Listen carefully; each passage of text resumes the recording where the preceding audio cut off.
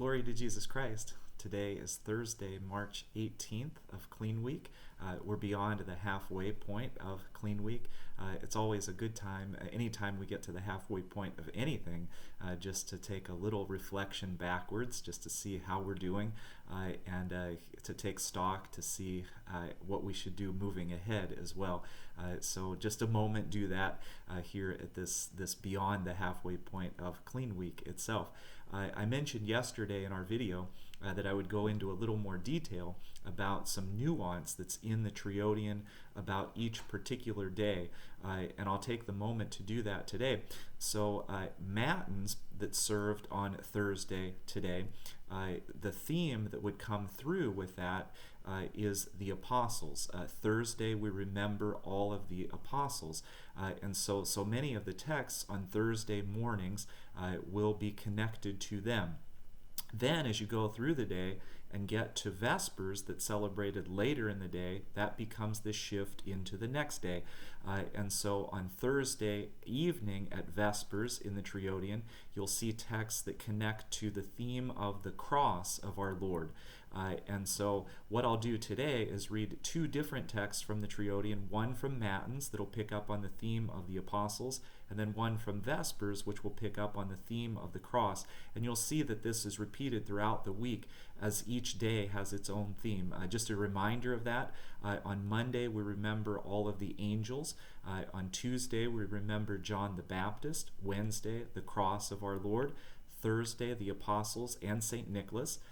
Friday, the cross and the crucifixion. And then on Saturday, the Theotokos and the martyrs. And then Sunday is the day of the resurrection. So those themes are picked up throughout the Lenten Triodion in the text. So let's read our first text from Matins that talks about the apostles. We entreat you, O ye 12 apostles, intercede for us that peacefully we may practice abstinence, the most glorious of the virtues, that has as its dwelling place in heaven, and so may gain the fruits of salvation, for ye are in very truth a strong support to us on earth, and a refuge for our souls. And so this is referring to the apostles, that they're there to intercede for us, to help us, to continue us in the joy of the fast, and that their entreaties are powerful. And of course, every Thursday, we remember them very particularly. The second text would be from Vespers, which picks up on the theme of the cross. Great is the power of thy cross. It has made the flower of abstinence to grow within the church. It has stripped bare and uprooted the sinful greed that Adam showed in Eden. Adam's greed brought death to men, but the cross brings immortality and incorruption to the world, as though from some new river of paradise there flows from it the quickening stream of thy blood mingled with water, restoring all to life. Through this thy cross makes sweet the fast for us, O God of Israel, great in mercy.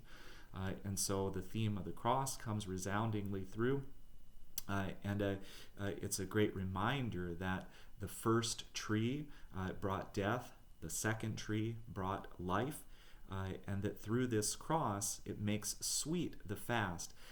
And so the cross is always present as we're going through the fast. The third Sunday of the fast is particular for the veneration of the cross as a means of strengthening us to keep us going in the middle of the fast itself. But that's jumping ahead, so we'll get back to that.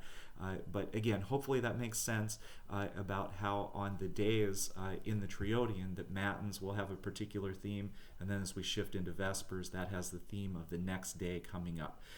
And then today is special that we won't read a sermon from St. Nikolai because today is the anniversary of his repose in the Lord. In 1956, St. Nikolai fell asleep in the Lord, and I thought it was just apt that on this day we just read a little bit about his falling asleep. And before I read that particular section of his life, it was interesting also as you read his life that in the Serbian church, that there's a phrase used about St. Nikolai that he's the Serbian Chrysostom, the Serbian golden-mouthed. And I think that all of us can attest to that in reading and listening to his sermons that are in the prologue.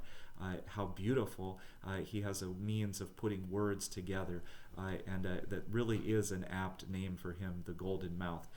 So it was on March 17th, Saturday, March 17th, that Bishop Nikolai served his last liturgy. After the service, he went to the trapeza and gave a short talk. As he was leaving, he bowed and said, "Forgive me, brothers."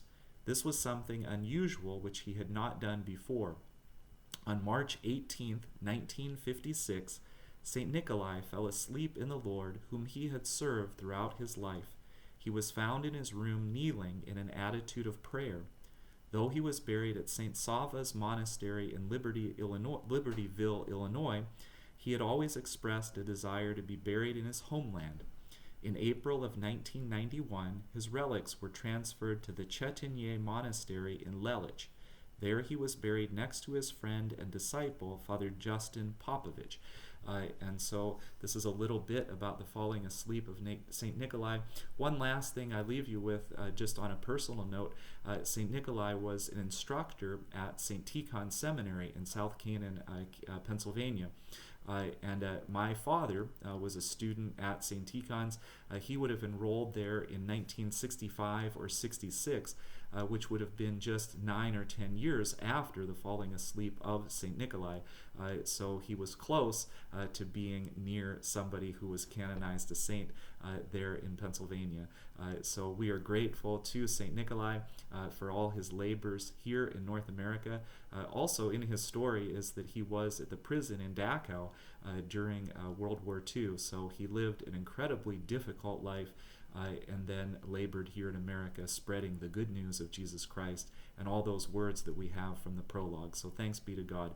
May this be a blessed day, and we will see you tomorrow as we get near the completion of Clean Week itself and heading towards the Sunday of Orthodoxy. Glory to Jesus Christ.